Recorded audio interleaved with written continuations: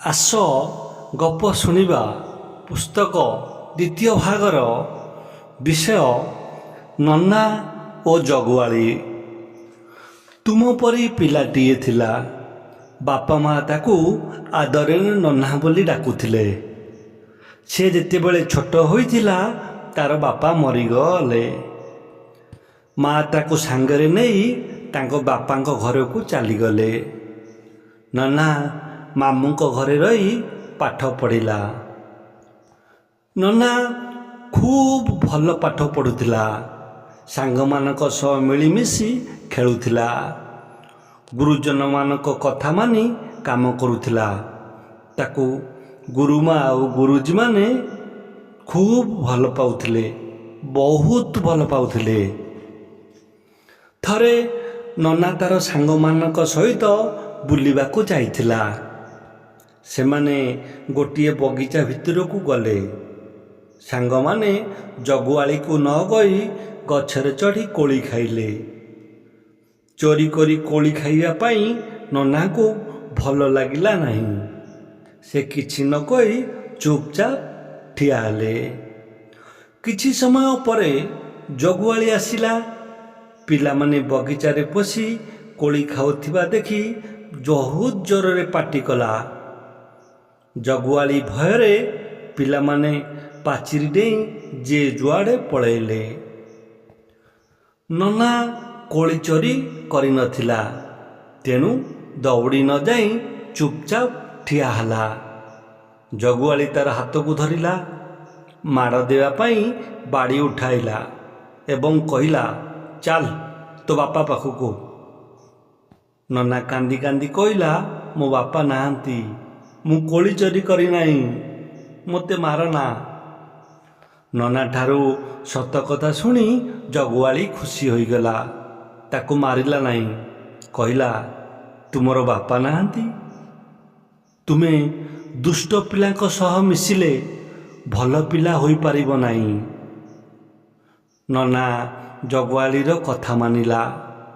ଦୁଷ୍ଟ ପିଲାମାନଙ୍କ ସହିତ ସାଙ୍ଗ ହେଲା ନାହିଁ। ମନ ଦେଇ ପାଠ ପଢ଼ିଲା। ଚୋରି କରି କୋଳି ନ ଖାଇ ଜଗୁଆଳି ହାତରେ ଧରା ପଡ଼ିଥିବା ସେଦିନର ସେଇ ଛୋଟ ପିଲାଟି କିଏ ଜାଣିଛନ୍ତି? ସେ ଆଉ କେହି ନୁହେଁ। ସେଦିନର ସେଇ ଛୋଟ ପିଲାଟିର ପ୍ରକୃତ ନାମ ଥିଲା ଲାଲ ବାହାଦୁର ଶାସ୍ତ୍ରୀ।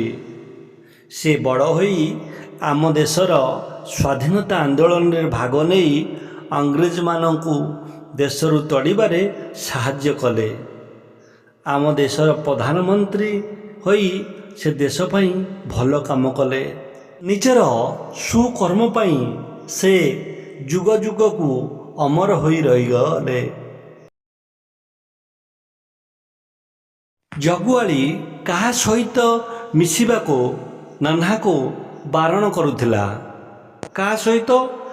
ନା, ଦୁଷ୍ଟ ପିଲାମାନଙ୍କ ସହିତ ମିଶିବାକୁ ନନାକୁ ଜଗୁଆଳି କ'ଣ କରୁଥିଲା? ନା, ବାରଣ କରୁଥିଲା ବା ମନା କରୁଥିଲା।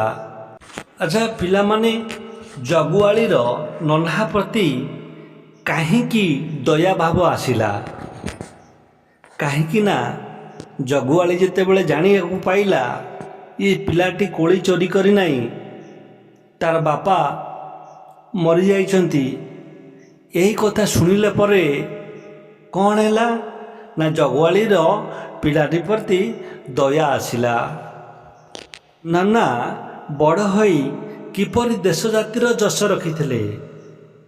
ନନା ବଡ଼ ହୋଇ ଇଂରେଜମାନଙ୍କ ସହିତ ସ୍ୱାଧୀନତା ଆନ୍ଦୋଳନରେ ଭାଗ ନେଇ ଇଂରେଜମାନଙ୍କୁ ତଡ଼ିବାରେ ସାହାଯ୍ୟ କରିଥିଲେ ଏବଂ ଭାରତର ପ୍ରଧାନମନ୍ତ୍ରୀ ହୋଇ ଲାଲ ବାହାଦୁର ଶାସ୍ତ୍ରୀ ନାମରେ ଦେଶ ବିଦେଶରେ ଖ୍ୟାତି ଅର୍ଜନ କରିଥିଲେ।